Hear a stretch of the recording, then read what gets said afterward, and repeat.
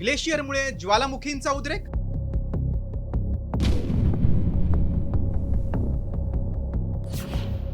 ज्वालामुखीचा भडका, शास्त्रज्ञांचा इशारा.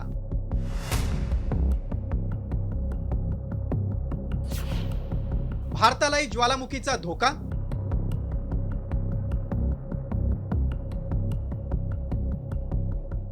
निसर्गाला न जुमानणाऱ्या मानवाला हवामान बदलामुळे भविष्यात वेगवेगळ्या संकटांना सामोरं जावं लागणार आहे. त्यातल्याच एका संकटानं जगाचा विनाश होऊ शकतो. जगभरात ज्वालामुखींचा उद्रेक होणार असल्याची शक्यता शास्त्रज्ञांनी व्यक्त केली. त्याला कारण ठरलंय वितळणारं ग्लेशियर.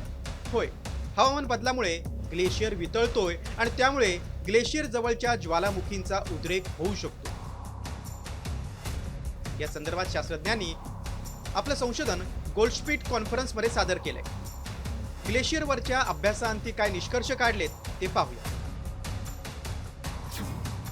जगभरात ग्लेशियर खाली 245 सक्रिय ज्वालामुखी आहेत. यात रशिया, न्यूझीलंड, उत्तर अमेरिका या क्षेत्रांचा समावेश आहे. ग्लेशियर ज्वालामुखींच्या उद्रेकाचं प्रमाण कमी करतं. ग्लेशियर वितळल्यामुळे ज्वालामुखींची क्रियाशीलता वाढणार. याआधी 10,000 वर्षांपूर्वी हिमयुगाच्या अंताच्या वेळी ग्लेशियर वितळल्यानं आईसलँडमधील ज्वालामुखींचा उद्रेक 30 ते 50 पटीने वाढला होता. सातत्यानं ग्लेशियर वितळत असल्यानं जगाची चिंता वाढली आहे. हिमच्छादनाखाली सुप्त अवस्थेत किंवा दडलेले ज्वालामुखी आहेत की जे हिमच्छादनामुळे आजपर्यंत ते वर आलेले नाहीयेत.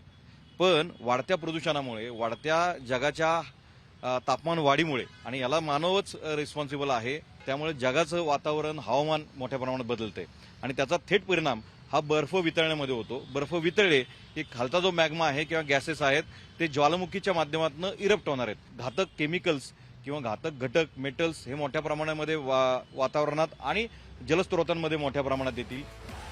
दरम्यान भारतात ग्लेशियर खाली सक्रिय ज्वालामुखी नसले तरी हिमालयात वितळणाऱ्या ग्लेशियरमुळे भारताची चिंता वाढणार आहे. उत्तराखंड आणि हिमाचल प्रदेशात पूर आणि भूस्खलनाच्या घटनांमध्ये वाढ होते. या घटनांसाठीही वायू प्रदूषण कारणीभूत ठरतंय. त्यामुळे मानवानं वेळीच निसर्गाचा ऱ्हास रोखला नाही तर या निसर्गाचा उद्रेकच मानवाच्या विनाशाला कारणीभूत ठरू शकतो. ब्युरो रिपोर्ट, साम